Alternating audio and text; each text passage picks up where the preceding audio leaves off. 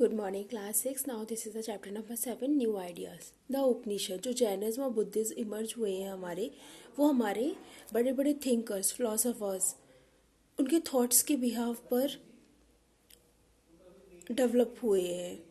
ठीक है ना. बहुत सारे इश्यूज हैं हमारे, जो कि लाइफ से रिलेटेड हैं, डेथ से रिलेटेड हैं. उन पर डिस्कशन करके ये रिजल्ट निकल कर आए हैं. कॉम्प्लेक्स इश्यूज जो थे उसका मीनिंग है, कॉम्प्लेक्स इश्यू की बात करते हैं तो मीनिंग आता है वो हमारी ह्यूमन लाइफ आती है, life after death, meaning of आत्मा, इंडिविजुअल सोल, परमात्मा, universal soul. Discussed these thinker, इन थिंकर्स ने ही इन सारी चीज़ों के बारे में डिस्कस किया है. इसके अलावा जो डिबेट्स है, जो डिस्कशन है, वो हमारे रिकॉर्डेड हुए हैं उपनिषद में. उपनिषद का मतलब होता है टीचर के पास बैठकर ज्ञान लेना. उपनिषद जो है वो एक रिटन फॉर्म में है. डायलॉग्स हमारे, डिबेट बिटवीन द गुरु और द टीचर, जितने भी गुरु के बीच में और स्टूडेंट के बीच में जो भी डिबेट्स हुई हैं वो सारे इसमें अवेलेबल हैं. जो शिक्षा स्टूडेंट गुरु के पास बैठ कर लेते हैं वो सब इसमें आता है. आत्मसात होता है, ठीक है ना. अपनी विजडम को, अपनी नॉलेज को गुरु से लेना, जिसको कि ग्रेट टीचर भी बोला जाता है. काफ़ी सारे कंपोजर्स, राइटर्स के द्वारा उपनिषद लिखा गया है. उपनिषद में हम बहुत सारी चीज़ें सीख सकते हैं. स्कॉलरली मतलब ये जो लिखा गया है, बोला गया है, ब्राह्मण्स के थ्रू बोला गया है. जो स्कॉलरली और जो हाईली एजुकेटेड वुमेन्स जैसे गार्गी हुई, उनका भी नाम यहाँ पे आता है, जिन्होंने कंपोज की, जो कि कंपोजर रहे हमारे उपनिषद के, जिन्होंने पार्ट लिया हमारा डिबेट में, डिस्कशन में. जो उपनिषद हैं वो हमारे प्राइसलेस खजाना है, जिनका भरपाई या उनके रिप्लेसमेंट में कुछ भी नहीं आ सकता. एंशिएंट इंडिया का मतलब एक धरोहर है हमारे इंडिया की. Causes for the rise of the Jainism and the Buddhism. देखिए, by the end of the lateral Vedic period, जब हमारा लेटरल वैदिक पीरियड ख़त्म हो गया तो जो वैदिक रिलीजन है वो हमारा काफ़ी ज़्यादा कॉम्प्लेक्स हो गया था. उसमें हमारे एक्सपेंसिव हो गए थे, काफ़ी ज़्यादा रिजिड हो गया था, डिफ़िकल्ट हो गया था, कॉमन पीपल उसे समझ नहीं सकता था. ठीक है ना. उसके बाद यहाँ पे बहुत सारे रिचुअल्स आ गए थे, सेक्रीफाइसेस आ गए थे. सिर्फ ब्राह्मण्स जो थे वो सिर्फ इन रिचुअल्स को, सेक्रीफाइसेस को क्या करते थे, इन्फ्लुएंस करते थे. उनसे इनकी पावर अपने आप बहुत ही ज़्यादा महान हो जाती थी सोसाइटी में. ठीक है ना. इसके अलावा जो रिलीजन सेरेमनीज थी वो कंडक्ट होती थी हमारी संस्कृत लैंग्वेज में. ठीक है ना. और अ, और इसके बियॉन्ड जो अंडरस्टैंडिंग थी हमारे कॉमन पीपल की, वो हमारी काफ़ी कॉमन थी. संस्कृत जो है वो लैंग्वेज है जिसमें हम रीड कर सकते हैं, समझ सकते हैं. तो सिर्फ ये अपर क्लास वर्णास ही समझ सकते थे, लिख सकते थे, पढ़ सकते थे. जो ब्राह्मण्स थे, क्षत्रिय थे, अपर कास्ट में आते थे. जैसे जैसे टाइम बढ़ता गया वर्णा सिस्टम हमारा काफ़ी ज़्यादा रिजिड, शूद्रास को काफ़ी डाउन तरह से देखा जाता था, उसका एक्सप्लॉइटेड होता, उसे यूज़ करते थे. जो लोअर वर्णास थे, स्पेशली जिसमें शूद्र आते हैं, कोई भी अपॉर्चुनिटी नहीं दी जाती थी उनको अपना सोशल और इकोनॉमिक स्टेटस को इम्प्रूव करने के लिए, अपने डेवलप के लिए, अपने टैलेंट को निखारने के लिए कोई भी अपॉर्चुनिटी उनके पास नहीं होती थी. इसके अलावा जितने भी रिच ट्रेडर्स होते थे वो वैश्यास होते थे, वर्णास, जिनको कि इंसल्ट लगता था छोटी कास्ट को देखने में. ब्राह्मण्स और क्षत्रिय हमेशा अपर कास्ट में आते थे. तो ये जो चाहते थे, एक नया रिलीजन चाहते थे, ठीक है ना, एक बराबर की इक्वालिटी चाहते थे और एक better status of life in the society चाहते थे.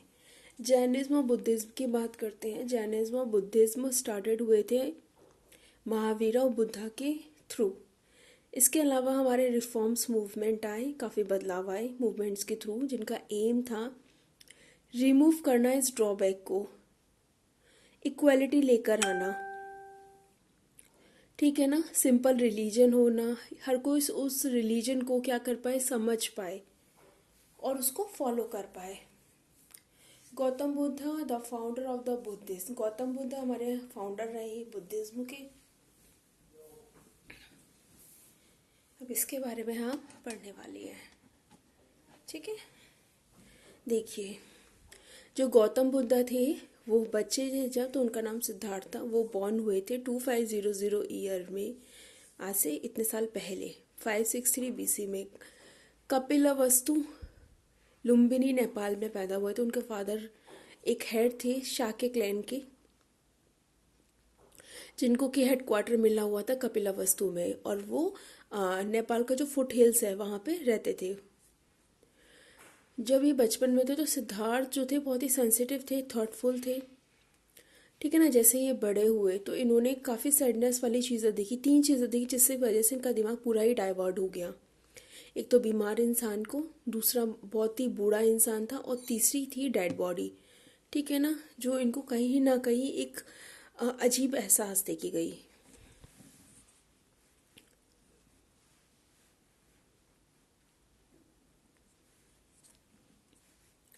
उसके बाद ये मूव करे ये हमारे चले गए थे घर छोड़कर। मतलब इनको ये जो सफरिंग्स थे, जो दुख थे, जो बीमारियां थी, वो इनको काफ़ी ज़्यादा अफेक्ट किया। इन्होंने इन सारी सिचुएशन का सॉल्यूशन निकालना कोशिश किया। जब इनकी एज 29 होगी, इन्होंने अपना घर छोड़ दिया, क्योंकि वो सच्चाई की, ज्ञान की खोज करना चाहते थे। उसके बाद इन्होंने काफ़ी सारे वंडर आए। 6 साल के बाद उन्होंने मीटिंग किया, मेडिटेशन किया, डिस्कशन किया थिंकर्स से। फाइनली इन्होंने डिसाइड किया कि एक बात है जो कि हमें ट्रू नॉलेज दे सकता है, मेडिटेशन है। काफ़ी दिनों तक इन्होंने पीपल के पेड़ के नीचे, जिसे बोध गया बोला जाता है बिहार में, 49 डेज तक इन्होंने वहीं पर ही मेडिटेशन किया, और उन्होंने एक एनलाइटमेंट अटेन कर ली, ठीक है ना। जिसका सीक्रेट ये था कि हम दुख दर्द से बच सकते हैं, बट ये हमें समझना होगा कि हम सफरिंग से कैसे बच सकते हैं, हम सफरिंग को कैसे ओवरकम कर सकते हैं। उसी के बाद जो हमारे सिद्धार्थ वो बुद्धा बने, एनलाइटेड वन के बाद में। जो हमारा ट्री था उसके नीचे ही बैठ के इन्होंने काफ़ी ज़्यादा नॉलेज को गेन किया था, ठीक है ना। इसको ट्री ऑफ विजडम और बोधि वृक्ष बोला जाता है। उसके बाद वो सारनाथ गए, जो कि वाराणसी में है। वहाँ पे उन्होंने फर्स्ट सरमन किया, मीटिंग्स करी। फर्स्ट सरमन जिसमें धर्म चक्र प्रवर्तन, मतलब जिसका मतलब होता है turning of the wheel of law. जो turning of the wheel of law था उसको चेंज किया। इन्होंने अपनी पूरी लाइफ 40 साल पैदल ट्रैवलिंग करके, लोगों को टीचिंग सिखा के, मैसेज को आगे पहुंचाकर स्प्रेड किया। और इन्होंने पूरी कोशिश करी कि विदाउट किसी भी डिस्क्रिमिनेशन के, रिच और पुअर में, हाई और लो में, मैन और वुमेन्स में, ये जो ज्ञान है सफरिंग्स का, वो हमारा पहुंचे, पास अवे हो। जब वो पास अवे हो गए एज 80 साल की उम्र में, तो कुशीनगर एक जगह थी ईस्टर्न उत्तर प्रदेश में, वहाँ पे उनका एक वो डोम टाइप का बनाया गया है। वो ये मानते थे, बुद्ध हमेशा ये मानते थे कि हमारे जो डिज़ायर्स है, हम वही हमारी सफरिंग का कारण है। क्योंकि हम अगर किसी चीज़ की डिमांड करते हैं, हम मन में सोचते हैं कि हम आईएएस बन जाए, लेकिन आईएएस बनने के लिए हमें सालों साल मेहनत करनी पड़ती है। तो अगर हम नहीं बन पाए तो वही हमारे दुख का कारण हो जाती है, ठीक है। बुद्धा's टीचिंग द बेसिक टेनेट, सिद्धांतों। बुद्धा ने कुछ सिद्धांत दिए। बुद्धा और उनकी लाइफ फुल ऑफ सफरिंग से भरी थी, ठीक है ना। उन्होंने कोई भी सुख नहीं देखा। अपने पिताजी की सारी प्रॉपर्टी, सोना चांदी, राजपाट सब छोड़ के आ गए थे। वो एक अच्छे इंसान बने जिनके अंदर अनएंडिंग डिज़ायर थी, मतलब कोई डिज़ायर ही नहीं थी। उन्होंने यही लोगों को सिखाया कि डिज़ायर्स को ओवरकम करने के लिए जो बीच का पाथ है वो यही है। बेसिक टीचिंग जो बुद्धा की है, जिसको 4 नोबल्स ट्रूथ में बताया जाता है, उसकी समरी यहाँ पे दी हुई है। जो वर्ल्ड है वो फुल ऑफ सफरिंग है। जो सफरिंग है वो हमारे डिज़ायर्स की वजह से है। और जो मैन के जो एम्स हैं उसकी लाइफ की, वो कभी भी ख़त्म नहीं होती, इसलिए सफरिंग्स कभी ख़त्म नहीं होती हैं।